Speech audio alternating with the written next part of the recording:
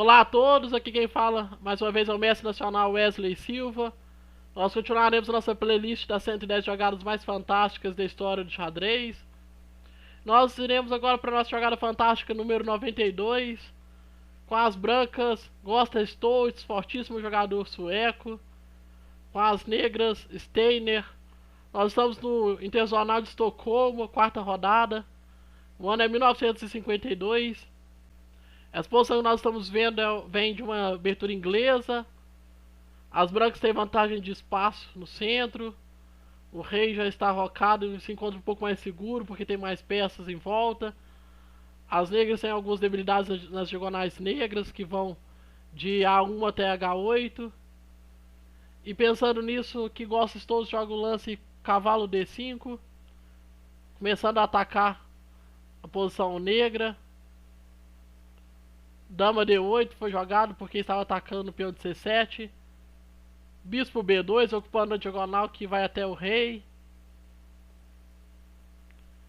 F3, uma tentativa de fazer com que as peças brancas se descoordenem do ataque. Cavalo F4, por enquanto nada de fazer menção a tentar tomar o peão, nem nada do tipo. Bispo G5, crava o cavalo. Bispo toma G6, aqui começa um ataque. Sacrifica uma peça em G6 por 2 peões, com a tentativa de ataque ao rei negro, que agora vai ficar bem debilitado. H toma G6 foi jogado, dama toma G6, pressão no cavalo de H5, pressão no bispo de G5, pressão também pelas casas negras, que nós vamos ver daqui a pouco. Cavalo G7, tentando manter as peças perto do rei, tentando se proteger. H4, tentando abrir a coluna H para a torre, para passar para o ataque. Mais uma peça para atacar o rei negro. Bispo toma F4 foi jogado, tentando eliminar um pouco de peças. As brancas poderiam jogar algo do tipo rei B1, tentar passar o cavalo para o ataque também. G toma F4, abrindo a coluna G. Agora nós temos a coluna G aberta também em cima do rei negro. Bispo F5 atacando a dama, tentando trazer peças, tentando se proteger do ataque. Dama H6 cheque. Bispo H7. Cavalo E3, a ideia é que é avançar o peão para que o bispo comece a atacar o cavalo. Comece a criar temas de mate, para fazer pressão no rei negro. Torre F6 atacar a dama. Dama G5 saindo do ataque. Torre G6, e aqui chegou o momento de nós usarmos o nosso vídeo e pensarmos o que nós jogaríamos com as peças brancas. As brancas são prestes a realizar a nossa jogada fantástica número 92. Espero que todos tenham pausado o vídeo, tenham pensado o que jogar. Nossa dama está atacada não somente pela torre de G6, como pela dama de D8. E aqui nessa posição, Gösta Stoltz realiza a nossa jogada fantástica número 92. D5. Sacrifica a dama. Abre a diagonal para o bispo negro atacar o rei, mas isso é um sacrifício de dama. As negras aceitam o sacrifício, torre por G5. E qual será a ideia? Como continuar o ataque agora sem a dama? A ideia é aproveitar as colunas abertas que vão surgir sobre o rei negro. Então H toma G5, cria ameaça de G6, ganhando o bispo, com a pressão muito forte sobre o cavalo de G7. O cavalo de C6 também está atacado. Então o cavalo E7 foi jogado, que defende a ameaça de G6 e protege o cavalo que estava sendo atacado. Cavalo G4, ameaça cavalo F6, criando temas de mate, uma posição muito forte das brancas. Dama C8, para que se acontecer cavalo F6, tenha jogado dama F5 que ameaçaria mate, protegeria o ponto H7. Mas nós vamos ver que as brancas vão atacar de forma impecável nessa partida. G6, ameaça tomar o bispo, e contra cavalo por G6 que poderia ser jogado. Cavalo F6 agora ameaçaria mate, forçando as negras a dar a dama em G8.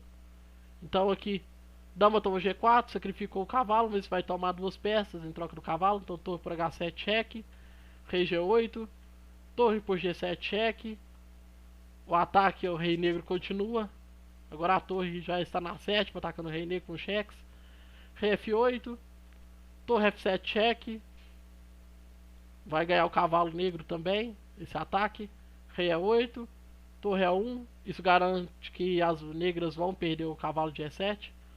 Então dama toma G6. Torre de E por E7 cheque. Rei D8. E agora, para finalizar a partida, bispo F6. Ameaça torre F8, seguido de mate. As negras aqui não veem outra solução a não ser sacrificar a dama. Então dama toma F6. Torre toma F6. E nessa posição as negras perdem por tempo a partida. Mas nós, como podemos ver, as brancas já têm vantagem material de um peão. A torre negra se encontra ainda na casa inicial A8. Posição muito ativa da torre branca. O rei poderá jogar rei D2, rei E3 e tomar o peão de F3. Esse é o final. Está completamente ganho para as brancas. Agora vamos para a nossa jogada fantástica número 91. Com as brancas, um jogador chamado Porreca. E com as negras nós damos as boas-vindas a David Bronstein. Um jogador fortíssimo. Autor de um dos livros mais conhecidos da história de xadrez, Zurique 53. Um jogador que empatou o match pelo Campeonato Mundial com Mikhail Botvinnik. Muito forte. Que, entre outras coisas, popularizou a defesa índia do rei, entre outras variantes. A Caro-Kann, que nós iremos ver, tem linhas que levam o nome dele, de variante Bronstein. Nós vamos ver a partida desde o início, porque a ideia de Bronstein é bem na abertura. Para aqueles que jogam Caro-Kann, uma ideia muito interessante.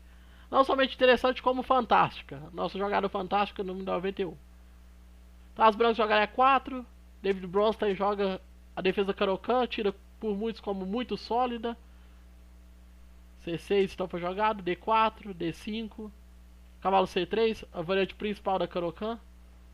D por E4, cavalo por E4. Bispo F5 atacando o cavalo. Nós conhecemos essa variante como variante clássica da Caro-Kann. Cavalo G3, ataca o bispo. Bispo G6. H4.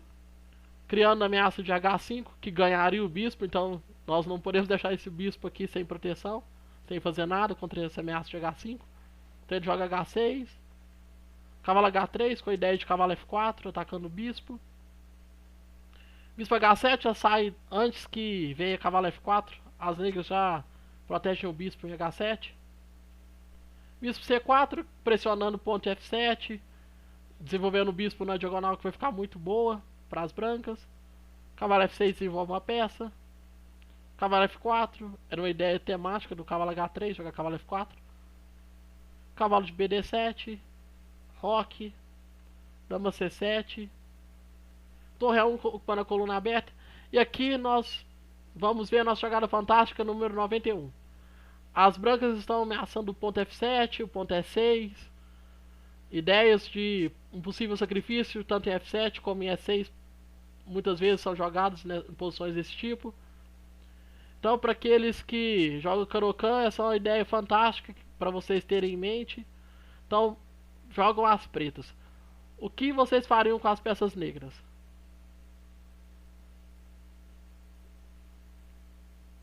Espero que todos tenham pausado o nosso vídeo. Nós vamos ver nossa jogada fantástica número 91. Diferente das outras jogadas que nós temos visto, essa jogada é uma jogada profilática, que tem como intenção impedir as ideias do ataque branco, como eu disse, em F7, E6, o complexo de casas brancas que se encontra em volta do nosso rei preto. E aqui Bronstein joga um fantástico lance Bispo G8. Uma jogada completamente fantástica. Retorna o bispo, colocando ele numa casa em que ele impediria o desenvolvimento normal das peças negras na ala do rei. Mas como nós vamos ver, essa ideia de bispo G8 impede possíveis sacrifícios tanto em F7 como em E6. E agora prepara o roque grande, sem perder o peão de F7. E vocês vão ver que as brancas começam a se perder na partida. Bispo G8 então, nossa jogada fantástica número 91. As brancas aqui eu acho que meio que em choque, devido a bispo G8. Não sabem muito bem o que fazer, porque a ideia principal era atacar nas casas brancas. Então joga o cavalo D3, E6. Agora não precisa se preocupar com os sacrifícios, já que o bispo tem G8, protegendo os peões tanto de F7 como de E6. Bispo F4 foi jogado, bispo D6. Bispo toma D6, dama toma D6. Cavalo F5 aproveitando a cravada, tentando atacar.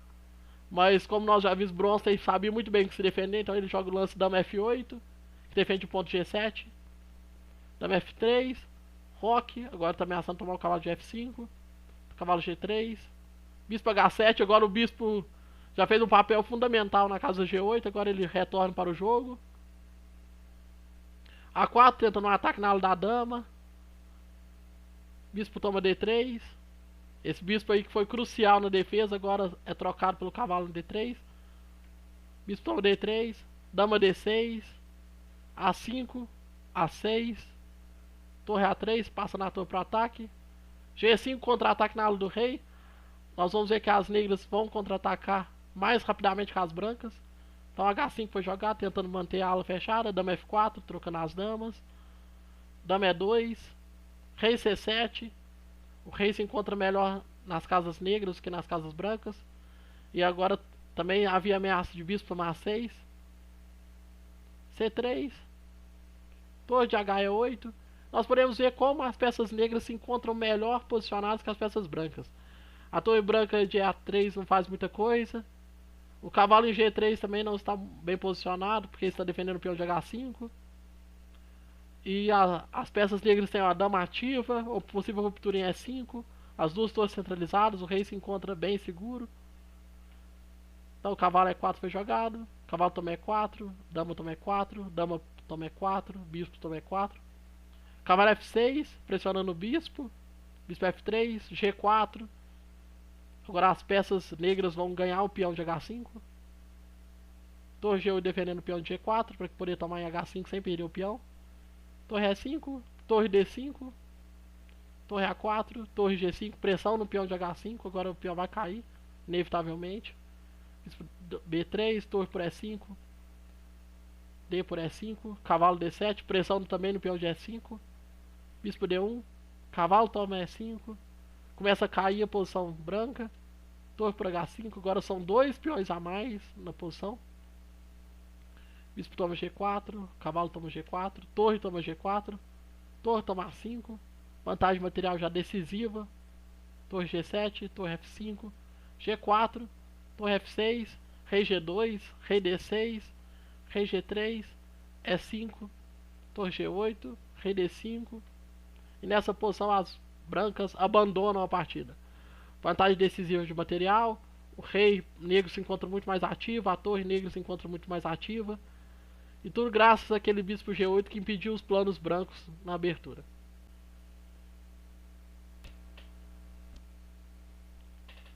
Agora, pessoal, nós vamos para a nossa jogada fantástica número 90. E nada menos que, novamente, a grande rivalidade entre Anatoly Karpov de brancas e Garry Kasparov com as peças negras. Essa partida nada mais é que a terceira rodada do Campeonato Mundial de Xadrez, o ano 1990. Essa posição é uma posição teórica da defesa índia do rei. Imagino que já foi jogada milhões e milhões de vezes. Mas nessa posição Kasparov realiza uma jogada interessante, diferente. Aqui o mais jogado é cavalo C6, A6. Ideias como cavalo de BD7 também podem ser jogadas. Mas aquele jogo, o lance dama E7. Esse lance é um lance, como eu disse para vocês, é novo, diferente, não é muito jogado. Mas vamos ver aqui que Kasparov devia ter uma ideia por trás desse lance. Então aqui foi jogado D por E5, D por E5, cavalo D5 ocupando um posto avançado em D5, muito forte essa jogada. Dama D8, retornando a dama, porque estava ameaçando também o peão de C7, agora uma ameaça como C6 poderia tirar o cavalo nessa casa de D5. Bispo C5 que ataca a torre. Cavalo toma E4. E aqui nós vemos que Kasparov já não tinha nenhuma intenção de jogar uma posição normal de índia do rei. Então aqui ele já sacrificou a qualidade. Com o lance cavalo toma E4. Anatoly Karpov joga o lance bispo E7 antes de tomar a torre, para ver o que Kasparov tem planejado, para depois ver se toma a torre ou não.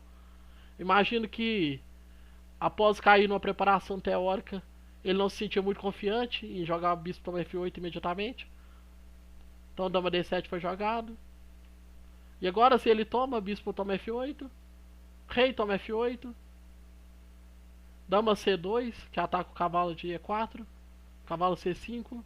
Torre D1. Colocando a torre na mesma linha que a dama, para criar alguns temas táticos. Cavalo C6. Roque. E aqui, Kasparov vai fazer a nossa jogada fantástica número 90. Aconselho vocês a pausarem o vídeo e pensar o que Kasparov jogou nessa posição. Espero que todos tenham pausado o vídeo. Aqui Kasparov vai realizar a nossa jogada fantástica número 90. Cavalo E6. Essa jogada não somente deixa que as brancas façam o tático que elas queriam, tirando o cavalo da frente da torre, como não tem intenção de tirar a dama quando o cavalo sai da frente da torre. Então nós vamos ver que após o cavalo B6 que foi jogado na partida, Kasparov simplesmente joga o lance: ah, toma B6, sacrifício de dama. Sacrifica a dama na terceira partida do campeonato mundial. Esse é o ogro de Baku. Então aqui Anatoly Karpov não tem mais o que fazer. Perdeu um cavalo em B6, tem que tomar a dama. Torre por D7. Bispo toma D7. Dama D2. Bispo E8. Agora a ideia das negras é tentar coordenar as duas peças e aproveitar o centro também que elas têm de peões. Tentar movimentar eles. Tentar criar uma massa de peões no centro e a mobilidade das duas peças contra a dama. Então bispo E8 foi jogado. B3. E4, avançando no centro móvel de peões. Cavalo E1, F5. Colocando mais um peão em direção ao centro. Tentando restringir as peças brancas. Bispo D1. Cavalo E5. Agora nós vamos ver aqui a mobilidade dos dois cavalos. Mobilidade dos bispos. A torre. São um contraste com a posição branca. A posição branca é um desastre comparado com a posição negra na questão de mobilidade de peças. Porque temos uma torre em F1 que não se move, um cavalo em E1 também está bem posicionado. Bispo em D1. Cavalo C2 foi jogado. Torre por A2. Dama D5, tentando invadir com a dama, criando problemas na posição negra também. Rei E7. Cavalo B4, ataca a torre. E após C6, uma posição difícil de jogar, Anatoly Karpov decide sacrificar a sua dama, devolver ela no cavalo e na torre, para que a sua posição seja mais fácil de jogar. Então aqui ele realiza o lance: dama toma E6, cheque. Rei toma E6, cavalo toma A2. Essa posição, as negras ainda se encontram um pouco melhor na partida, mas Anatoly Karpov conseguiu defender essa posição e depois de mais alguns lances, essa partida terminou em empate. Porém, mesmo com empate, cavalo E6 será para sempre um lance fantástico. E é a nossa jogada fantástica número 90. Pessoal, espero que todos tenham gostado do nosso vídeo. Se inscreva aqui no canal, deixe seu like. Ative o sininho das notificações para vocês não perderem nenhuma das próximas jogadas fantásticas. E até o nosso próximo vídeo.